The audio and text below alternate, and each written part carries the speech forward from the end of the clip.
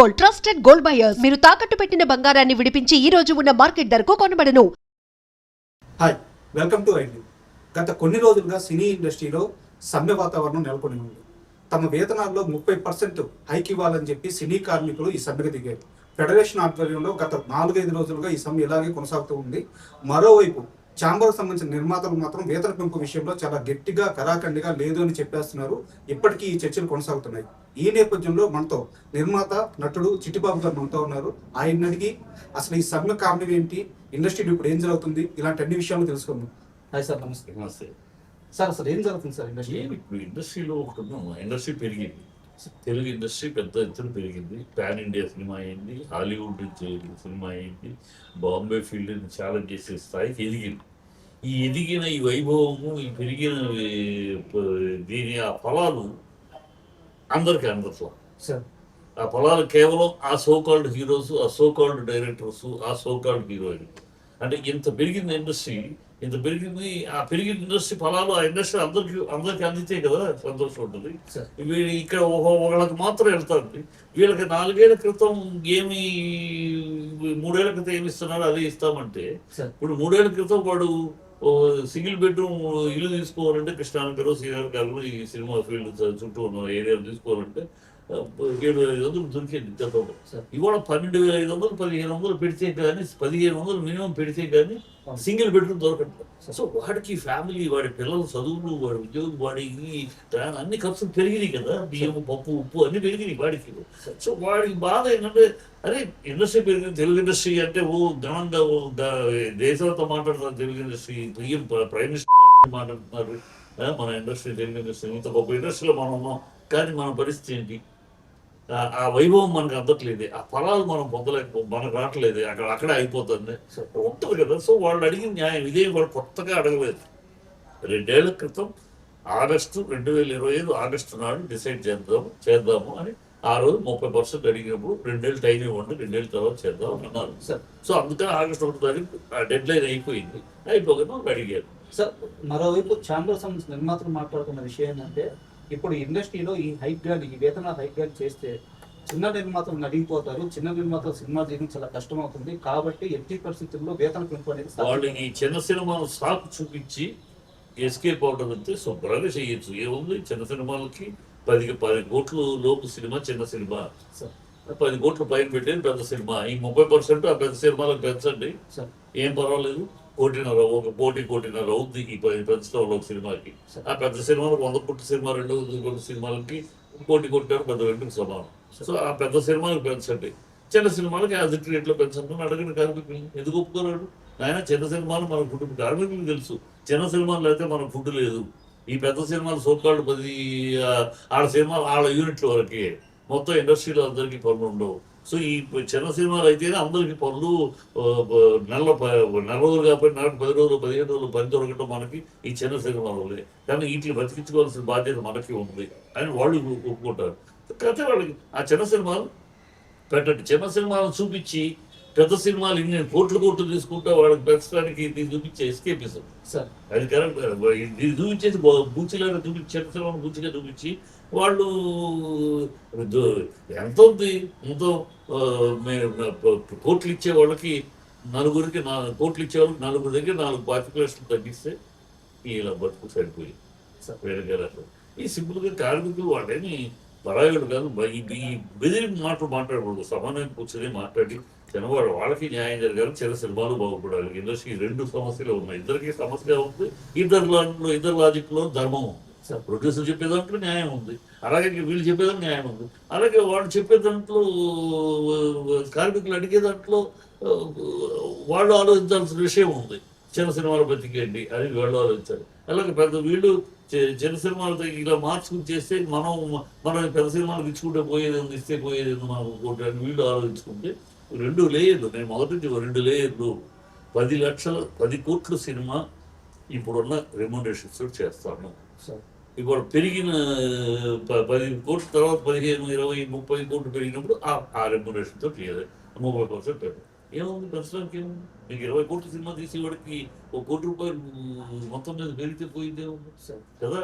So ఈ సమయం కావాలి. ఉన్న బెదిరించడాలు మిమ్మల్ని కాకపోతే మేము ఎవరిని తీసి ఈ తప్పుడు మాటలు తప్పకపోతే బుద్ధి జ్ఞానం లేకుండా అనాలోచితంగా రెచ్చగొట్టే మాటలు మీరు కాకపోతే మేము బయట వాళ్ళు ఎక్కడ తీసుకొస్తారు, ఎంతమంది తీసుకొస్తారు, ఎన్నిసార్లు తీసుకొస్తారు, ఊరుకుంటారు ఎక్కడ? ఈ ఇండస్ట్రీ నమ్మి ఇక్కడ ఉన్న లక్షల మంది కార్మికులు మేము బయట వాళ్ళు తీసుకొచ్చి వాళ్ళ నెత్తి మీద కూర్చోబెట్టి ఊరుకుంటారా? తాను మీద పడతారు. అలా రెచ్చగొట్టద్దు. వాళ్ళ ఆవేశాన్ని కార్మికులు కడుపు కొడతాం, మేము ఎవరన్నా పెట్టి తీసుకుంటాం.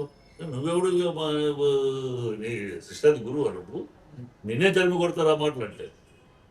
సో పిచ్చి వేషాలు పిచ్చి మాటలు మాట్లాడి రెచ్చగొట్టకూడదు అంటారు. సాఫ్ట్వేర్ కన్నా ఎక్కువ ఇస్తున్నాం, ఏం పిచ్చ మాటలు? తెలిసి మాట్లాడుతున్నాం, తెలియక మాట్లాడు. సాఫ్ట్వేర్ ఏసీ రూమ్లో కూర్చొని పనిచేస్తాడు, ఏసీ రూమ్లో కూర్చొని కాగితాలు సమేత పనిచేస్తాడు. ఇక్కడ నా కార్మికుడు ఎండలో లైట్లు మోస్తాడు, 800 కిలోవాట్స్ లైట్లో ముందు పనిచేస్తాడు వాడు మాట్లాడతాడు. సాఫ్ట్వేర్ కన్నా ఎక్కువ ఇస్తున్నాను. సాఫ్ట్వేర్ కాదు నా కార్మికులు పనిచేసే శ్రమ ముందు వాళ్ళు ఎంత ఏసీ రూమ్లో కూర్చొని పనిచేసి వాళ్ళకన్నా ఎక్కువ ఇస్తున్నాం. ఆన్సర్స్ ఇవన్నీ తప్పుడు మాటలు, ఇది ఒళ్ళు కడుపు మండే మాటలు. వాళ్ళ రెచ్చగొట్టం కార్మికులు. స్కిల్డ్ లేబర్స్ అంటారు. ఏంటి స్కిల్డ్? ఎవరు స్కిల్డ్ కాదు? నా సినిమాలో నా makeup man still, makeup assistant స్టిల్లే, టచ్అప్ వాడు కూడా స్టిల్లే. టచ్అప్ వాడు కరెక్ట్గా ఉడుకులో వేసి కరెక్ట్ దాన్ని ఎంత మందంలో తడి ఉండాలో అంత ఇచ్చి ఆ హీరోయిన్కి ఇస్తే టచ్ చేసుకుని రెడీ షాట్ ఉంటుంది. అదే వాడు మందం కరెక్ట్గా వేయకుండా ఎక్కువ వేస్తే ఉడకలేము, ఆ అమ్మాయి తోటి మొత్తం మేకప్ పోతే మళ్ళీ కూర్చొని మేకప్ చేసుకోవాలి. ఎవడు నా ప్రతివాడు నా స్కిల్డ్ నా వర్క్ 60 మంది టెక్నీషియన్ పనిచేస్తున్నారంటే 20 వర్క్ స్కిల్డే. ఎవడు స్కిల్డ్ కాదు? మీరెవరు మాట్లాడండి స్కిల్డ్ అనడానికి? మీ ప్రొడ్యూసర్లు స్కిల్డ్ ఉన్నారు, ఎంతమంది స్కిల్డ్? సినిమా అంటే తెలుసా తీసేవాళ్ళు చాలా మందికి? ఈ నాన్సెన్స్ మాటలు ఉన్నాయి. ఇలాంటి రెచ్చగొట్టి ఈ వైషమ్యాలు పెంచి సరళంగా అంటే మన కుటుంబంలో సమస్య ఉంది. ఈ సమస్య 2 రకాలుగా ఉన్నాయి. అలా ఆలోచించుకో. 2 రకాలుగా సమస్య ఉంది, 2 రకాలుగా ధర్మం ఉంది. ఈ సమస్యని ఎట్లా ధర్మం కరెక్ట్గా ఇద్దరికి మామూలుగా ఇండస్ట్రీ బాగుండేట్టు చూసుకోవాలని అలా ఆలోచించాలి. వీళ్ళని కూడా నేను కార్మికులు కూడా రాజకీయాలకు రానివ్వద్దు. ఈ రాజకీయాలు లోపలికి ఎంటర్ వద్దు. వాళ్ళు ఎంటర్ అయితే కంపు చేస్తారు, అసలు విషయం ఉండదు. ఇవాళ వీఆర్ నాట్ ఎన్ ఇండస్ట్రీ. మనం పేరుకి ఫిల్మ్ ఇండస్ట్రీ అంటున్నాం కానీ వీఆర్ నాట్ లీగల్లీ ఇండస్ట్రీ. మనం పరిశ్రమ కాదు, మన ఓన్లీ ఫ్రెటర్నిటీ. లీగల్గా పరిశ్రమ అంటే అవన్నీ మనకి ట్రేడ్ యూనియన్ రూల్స్ మనకు అప్లై అవుతాయి. ట్రేడ్ యూనియన్ రూల్స్ అప్లై అయితే మనం సినిమాలు తీయలేదు. మనం ట్రేడ్ యూనియన్ కన్నా ఎక్కువ ఇస్తున్నాం, ట్రేడ్ యూనియన్ ఇచ్చే కొన్ని తక్కువ ఇస్తాం. 2 ఉన్నాయి. ట్రేడ్ యూనియన్ వాళ్ళు అన్నం పెట్టరు, పికప్లు ఉండవు, అవి ఉండవు. కానీ మనం 3 పూట్ల భోజనం పెడతాము, పికప్లు ఉంటాయి, అన్నీ ఉంటాయి. సో వాడు రిటైర్ అయినాక రిటైర్మెంట్ పెన్షను టీఎల్ ఉంటాయి, అవి మన దగ్గర ఉండవు కదా. సో అట్లా అది మనకు పనిచేయదు. అందుకని ఇన్ని సంవత్సరాలుగా మహానుభావులు పెద్దవాళ్ళు కూడా గతంలో ఈ యూనియన్ దీని ఇండస్ట్రీ అనే మాట పరంగా వాడదంటే దాన్ని మనం చేయలేము. ఇది ఫ్రీలాన్స్ ఇండస్ట్రీ. ఇక్కడ ఈ ట్రేడ్ యూనియన్ రూల్స్ తీసుకొచ్చాడు సినిమాలు తీయము. సరే, ఈ సమ్మె అనే మాట తెర మీదకి రాగానే చాలా మంది నిర్మాతలు ఇప్పుడు మాట ఏంటంటే సౌత్ ఇండియాలో ఇప్పటికే, ఈవెన్ సౌత్ ఇండియా కాదు బాలీవుడ్లో చూసుకున్నా సరే, మొత్తం అక్కడ ఉన్న కార్మికులకి ఇచ్చే వేతనాల కంటే కూడా మన కార్మికులకే ఎక్కువ వేతనాలు ఇస్తున్నాము, ఇంకా పెంచే అవకాశం ఏంటి, అవసరం ఏంటి అని చెప్పి వాళ్ళు అవసరం ఏంటంటే మన వ్యాపారాలు ఎంత ఉన్నాయి ఆ సినిమాలతో వాళ్ళు ఇచ్చేది చెప్తున్నారు. వాళ్ళ బిజినెస్ రేంజ్ ఏంటి, మన బిజినెస్ రేంజ్ ఏంటి? మలయాళ సినిమా బిజినెస్ మార్కెట్ ఎంత, మన మార్కెట్ ఎంత? కన్నడ మార్కెట్ ఎంత, మన మార్కెట్ ఎంత? సో మనమేమో మార్కెట్ ఇంత పెరిగింది, నేను కోట్లు 1000 కోట్లు 500 కోట్లు 10 కోట్లు అంటున్నారు. అంత ఇండస్ట్రీ పెరిగింది, అంత వ్యాపారం జరుగుతుంటే కోట్లు అనేది కూడా అన్నారు కదా. వ్యాపారం జరుగుతుంది కానీ కోట్లు పెట్టి చేస్తున్నాం. మరి మీరు కోట్లు చేస్తున్నాడు. మీరు ఆ కోట్లు పెరిగిన ఇండస్ట్రీ మీ ఒక్కరి వల్ల పెరిగిందా? ఏ ఒక్కరి వల్ల పెరిగింది ఇండస్ట్రీ? ఇండస్ట్రీ మొత్తం సమైక్యంగా కుటుంబం అంతా కష్టపడతా ఉంటే అలా నెట్టు పెరుగుకొచ్చింది ఇండస్ట్రీ. సో మీరు నా ఒక్కడి వల్ల పెరిగిందని ఎవరనుకున్నా బుద్ధి తక్కువ. ఇండస్ట్రీ అలా పెరుగుతూ ఉంది. ఇవాళ మార్కెట్ డామినేట్ చేసుకుంటూ వెళ్తాం. సో అందరూ అనిపిస్తారు మన కార్మికులు మన బిడ్డలు, మన పిల్లలు మన వాళ్ళు బాగుపడాలి, వాళ్ళకు 4 రూపాయలు సంతోషంగా తినాలి కదా. పెరిగిన ఇది అభివృద్ధి పెరిగింది గొప్ప ఆహా ఓహో అన్నమంతా మేము 4గురిమే తింటాము. మేము ఆ పేరున్న హీరోలము, ఆ డైరెక్టర్లము, ఆ హీరోయిన్లు మేమే తింటాము. మేము ఈ సినిమాకి కోట్లు పెంచుకుంటూ మేము తింటాం. మీరు అక్కడే ఉండండి, ఎక్కడ పడ్డ బొమ్మలు అక్కడే ఉండండి, ఆ ఎండలో పని చేయండి, ఆ చింగిరి బతకండి అంటారా? ఇండస్ట్రీ పెరుగుతున్నప్పుడు అందరూ పెరగాలి, అందరూ కలిస్తే ఇండస్ట్రీ. మీరు ఎవరు ఇక్కడ ఒక హీరోను హీరోయిన్ డైరెక్టర్ మాత్రం కూర్చుంటే సినిమా అవ్వదు. ప్రొడ్యూసర్ డబ్బులు తెచ్చి పెట్టుకున్నాడు అది సినిమా అవ్వదు. ఈ 60 మంది టెక్నీషియన్స్ పనిచేస్తేనే సినిమా అయ్యేది. సో అందరూ తోపులే ఇక్కడ. ఈ సినిమా అనే దాంట్లో మొత్తం యూనిట్లో ప్రతి కార్మికుడు తోపే. నేనే తోపు, నేను లేకపోతే ఎంత అనుకుంటే ఈ తప్పుడు మాట, బుద్ధిహీనమైన మాట. సార్ ఈ వివాదంలో 2 రకాల వాదనలు కనిపిస్తున్నాయి సార్. ఒక వర్గం వచ్చేసి హీరోలకి 100 కోట్ల రెమ్యునరేషన్ ఇస్తున్నారు, కార్మికులకి వేతనం పెంచితే తప్పు, ఎందుకు పెంచకూడదు అని చెప్పేసి కొంతమంది క్వశ్చన్ చేస్తున్నారు. అది అనవసరం లాజిక్. ఇంకొంతమంది మాత్రం హీరోలకి వాళ్ళ ఫేస్ ఉంది కాబట్టి కరెక్షన్స్ వస్తాయి, వాళ్ళకి ఇవ్వడం కాదు. మనం ఇప్పుడు పాయింట్ పెట్టుకోవాలి. వాళ్ళకేమో ఇస్తున్నారు, మాకు ఇవ్వండి అని అడగద్దు. వాళ్ళని నేను ఒక సినిమా డైరెక్ట్ చేస్తున్నప్పుడు నా ప్రొడ్యూసర్ నేను ఒక సెట్ అడిగాను, ఒక రకమైన ప్లానింగ్లు అడిగాను. అది ఆయన బడ్జెట్ తీసేసి ఇంత కాస్ట్ అవుతుందండి, మన బడ్జెట్ సినిమాకి ఇది కాస్ట్ వర్కౌట్ అవ్వదు, మీరు వేరే ఏదైనా ఆలోచించారు. నేను కొంచెం అప్సెట్ అయ్యాను. అదే ఇంత మంచి ఐడియా చెప్తే వేరే వెళ్తారు. ఒక మాట ఉన్నాడు ప్రొడ్యూసర్, సీనియర్ ప్రొడ్యూసర్ పేరు కానీ సీనియర్ మాట, ఆర్టిస్టులు వాళ్ళ ఫేస్ వాల్యూ కోసం పెట్టుకుంటాం, టెక్నీషియన్స్ బ్రెయిన్ వాల్యూ కోసం పెట్టుకుంటాం. సో నువ్వు నా డబ్బు ఖర్చు పెట్టి అది కావాలి, కోతి బొమ్మ కావాలి అంటే కాదు, నేను పెట్టుకున్నందుకు నేను బ్రెయిన్ అప్లై చేస్తావు, నాకు కావాల్సిన ఎఫెక్ట్ నా బడ్జెట్లో తీస్తారు, నా బడ్జెట్లో తీసే సమర్థుడు అని పెట్టుకుంటుంది. ఆర్టిస్టులు అలా పెట్టుకుని వాళ్ళ బ్రెయిన్ చూడడం, ఆర్టిస్టులు ఓన్లీ వాళ్ళ ఫేస్ చూస్తాం, అది తెలుసుకోను. సో ఇక్కడ టెక్నీషియన్స్ అనేవాడిని వాడి బ్రెయిన్ పవర్ని గురించి పెట్టుకుంటాడు, ఆర్టిస్ట్ వాళ్ళ ఫేస్ వాల్యూ పెట్టి థియేటర్కి వచ్చేది ఆర్టిస్ట్ ఫేస్ వాల్యూ గురించి వస్తాం. సరే వాడికి ఆ డిమాండ్ అని చెప్పలేదు, వాడికి డిమాండ్ని బట్టి వాడికి ఇస్తాం. ఉన్న ఎవరు ప్రజలకు ఇస్తారు, ఏంటి ఇస్తారు, ఓన్లీ ఆ డిమాండ్ వాడికి. ప్రజల్లో ఓపెనింగ్స్ ఉండే హీరోలు, ఓపెనింగ్ సినిమా బాగున్నా లేకపోయినా మొదటి 3 రోజులు ఆడేవాళ్ళు హీరోల కింద లెక్క. ఆ లెక్కలో 50 మందికి ఇస్తారు. అది వాళ్ళని అడగరు. వాళ్ళేమి మాతోటి సినిమా తీయండి, మాకు ఎత్తే పంటనే 50 మంది అడగరు. సార్ ఇప్పుడు వాళ్ళ ఒక్క నిమిషం 10 మంది అడగరు. ఆ హీరోలు ఎవరు కూడా మాతోటి తీయండి, మాతోటి తీయండి అడుగుతారు, అడగరు. మనమే వెళ్తున్నాం వాళ్ళ దగ్గరికి, వాళ్ళకి మార్కెట్ ఉంది, ప్రజల్లో ఇది ఉంది కనుక వెళ్తున్నాం. కనుక వాళ్ళకి ఇవ్వడం గురించి వాళ్ళు అడగడం గురించి తప్పు కూడా కాదు. కార్మికులు మన కుటుంబంలో సభ్యులు. ఈ పెరిగిన ఆనందం మనం అనుభవిస్తున్నాం. గతంలో Telugu cinema connected Telugu field అంటే పెద్ద వాల్యూ ఉండేది కాదు. అది ఏది ఎంత అలర్చేట సినిమాలు అంటే ఇవాళ తెలుగు ఫీల్డ్ అనగానే ఇండియా మొత్తమే కాదు కదా, హాలీవుడ్ మొత్తం తెలుగు ఫీల్డ్ నుంచా అక్కడ పెద్ద చేసి ఒక రెస్పెక్ట్ అంటే మనం గొప్ప సినిమా తీసుకురావాలి. ఇది అనుభూతి, ఆనందము, ఇది కార్మికులు కూడా పొందాలి కదా, వాళ్ళకు కూడా అందివ్వాలి కదా ఈ సక్సెస్. అక్కడి స్థాయి చేయాలి కదా, అది మనం ఆలోచించాలి. ప్రొడ్యూసర్స్ నేను ప్రొడ్యూసర్ డైరెక్టర్ ఇక్కడ ప్రొడ్యూసర్ అందుకనే కార్మికులు కూడా చిన్న సినిమా బతికించుకోవాలి. అయ్యా మీరు ఇష్టం వచ్చేటివి అంటే చిన్న సినిమాలు చచ్చిపోతాయి, సువాసన ఫుడ్ ఉండదు. కనుక ప్రొడ్యూసర్ వచ్చేవాడిని బతికించుకోవాలి, నిలబెట్టుకోవాలి మనం. అందుకే రెండు లేయర్స్, 10 కోట్లు లోపు సినిమా, చిన్న సినిమా అక్కడ ఇప్పుడున్న రేట్లే చేస్తారు. రేపు 10 కోట్లు దాటి 15, 20, 30, 100 వాళ్ళకి 30% చేయండి శుభ్రంగా, వాళ్ళకేం పోయింది. అలా చేస్తే వర్కౌట్ అవుతుంది. అదే అనుకుంటా జరుగుతుంది అనుకుంటున్నాను. సార్ ఇప్పటికే ఈ అంశం చిరంజీవి గారి వద్దకు చేరింది. ఆయన ఛాంబర్కి సంబంధించిన నిర్మాతలతో మాట్లాడారు. ఫెడరేషన్ వాళ్ళు కూడా వెళ్ళి కార్మికులకు సంబంధించిన ఫెడరేషన్ మెంబర్స్ కూడా వెళ్ళి ఆయన కలిసి వచ్చారు. సో చిరంజీవి గారు ఏం చెప్పబోతున్నారు అని చెప్పి ఆయన చెప్పబోయేది యాక్చువల్గా ఆయన వీళ్ళందరూ ప్రొడ్యూసర్ కౌన్సిల్ ఒక మీటింగ్లు పెట్టి నిర్ణయం చెప్తుంది. ఆ డైరెక్టర్స్ అసోసియేషన్ వాళ్ళు మీటింగ్ పెట్టినారు. వీళ్ళందరూ వాళ్ళ నిర్ణయాలు చెప్పినాక ఫెడరేషన్ ఒక నిర్ణయం తీసుకుంటుంది. ఈ ఫెడరేషన్ చిరంజీవి గారు ఆ ప్రొడ్యూసర్తో మాట్లాడారు. సో ఈ అన్నింటి నిర్ణయాల మీద సుముఖంగా ఆయన దగ్గరికి వెళ్ళేటప్పటికీ సుముఖంగా ఉందంటే సేఫ్టీ. ఆయన దగ్గరికి వెళ్ళేటప్పటికి ఇంకా వీళ్ళు సుముఖంగా లేదు అంటే చిరంజీవి గారు చెప్తే వీళ్ళు అంగీకరించకపోయినా చిరంజీవి గారు చెప్తే ఆగిపోతారనేది నేను నమ్మను. కార్మికులు చిరంజీవి గారు కూడా ఆయన హీరో, ప్రొడ్యూసర్, ఆయనకి తెలుసు కార్మికుల సమస్యలు తెలియని మనిషి కాదు. 2 సంవత్సరాల ఇండస్ట్రీలో ఉన్నాడు. ఆయనకి మొదటి ఇప్పటిదాకా ఆ డెవలప్మెంట్లు ఏంటి అన్నీ తెలుసు. కనుక ఆయన కూడా ప్రొడ్యూసర్స్ ఒక వన్ సైడ్గా కాకుండా ప్రొడ్యూసర్ సైడే మాట్లాడకుండా ఈ కార్మికుల సైడ్ కూడా మాట్లాడి దానికి ఒక సమన్వయానికి వస్తుందని ఆశిస్తున్నాను. ఎందుకంటే ఆయనంటే గౌరవం ఉంది అందరికీ, సీనియర్ ఇప్పుడు ఉన్నాడు బతికున్న వాళ్ళు సీనియర్ అంటే సీనియర్ మిగతా వాళ్ళు ఉన్నా ఇంకా యాక్టివ్గా దిగుతాను నేను ఉంటాను అన్నాడు కనుక ఆయన ఆ బాధ్యత తీసుకుంటాను అన్నాడు కనుక ఆయన తీసుకుంటాడు జరుగుతుంది hoping letter so for the best.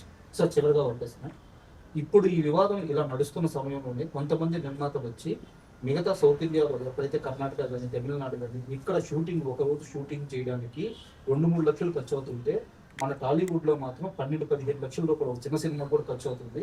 ఒక పాటని మన వాళ్ళే బడ్జెట్ కావాలని ఎక్కువ పెంచేస్తున్నారు, కార్మికుల్ని బయట నుంచి తీసుకొచ్చి పని స్లోగా చేస్తూ ఇలా రకరకాల సమస్యలు టాలీవుడ్ కార్మికుల వల్లే ఉంటుందని చెప్పి కొంతమంది నిర్మాతలు కామెంట్ చేస్తున్నారు. ఈ విషయ పరిజ్ఞానం లేకుండా ఏదో గాలి సోది మాట్లాడుతున్నాం.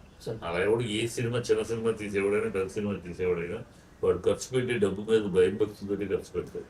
ఊరిని తీసుకొచ్చి సరదాగా చేసి లేట్ చేసి ఎవడో చేయడు. ఎవడో అవాధ్యుడు ఉంటాడు, 1 కోటికో దరిద్రుడు ఎవడు ఉంటాడు, పెద్ద సినిమాకి ఉంటాడు తెలుసు. వాడు టైం వేస్ట్ అనేది షూటింగ్లో జరిగిపోతుంది. అది ఎక్కువ పెద్ద సినిమాల్లో, చిన్న సినిమాలకు కాదు, పెద్ద సినిమాల్లోనే ఎక్కువ టైం వేస్ట్ జరుగుతుంది. అదే ఒక చిరంజీవి గారు కూడా బాధపడింది. మేము చిన్నప్పటి నుంచి చూసే కనుక మేము అసిస్టెంట్ డైరెక్టర్ ఎక్కడ నుంచి ఆ రోజు నుంచి ఈ రోజు దాకా చేస్తాం, ఇప్పుడు సినిమాలు తీస్తాం అన్నమాట. సో అప్పట్లో డిసిప్లైన్ ఆన్ ది సెట్కు ఒకసారి ఎంటర్ అయ్యడానికి ముందు వరకు మీరు ఏమిటి, మీ కార్లు ఏంటి, మీ బంధు ఏంటి, మీ ఏసీలు ఏంటి, ఇవన్నీ అక్కడే. ఒక్కసారి షూటింగ్ స్పాట్కి ఎంటర్ అయినాక ఇవన్నీ వీళ్ళు బాడీ గార్డ్స్, బౌన్సర్స్, ఈ ఎక్కడికెక్కడ వెళ్ళటం కూర్చుంటాం 10 మంది మనుషులు, ఇవన్నీ ఉండేవి కావు. రామారావు కృష్ణ గారు అందరూ షూటింగ్ అంటే అందరూ ఒక చేతిలో కూర్చునేవారు. ఇప్పుడు గ్యాప్ ఎక్కువసేపు ఉందంటే మేకప్ రూమ్కి వెళ్ళి మేకప్ రూమ్ పోతే ఇప్పుడు గ్యాప్ ఎక్కువ ఉంది. మాటికి షార్ట్కి 10 మంది ఉంటే ఆర్టిస్టులు 4 కాంబినేషన్ షార్ట్ అయితే వెళ్ళిపోతారు. మళ్ళీ వెళ్ళాలి, ఒక వెళ్ళాలి, పిలవాలి. ఎందుకని అందువల్ల షూటింగ్ టైం మొత్తం ఈ పిలుపు వాడు రావను అనే సీన్ ఏంటి అడగను అది నేర్చుకుంటూ అయిపోతుంది.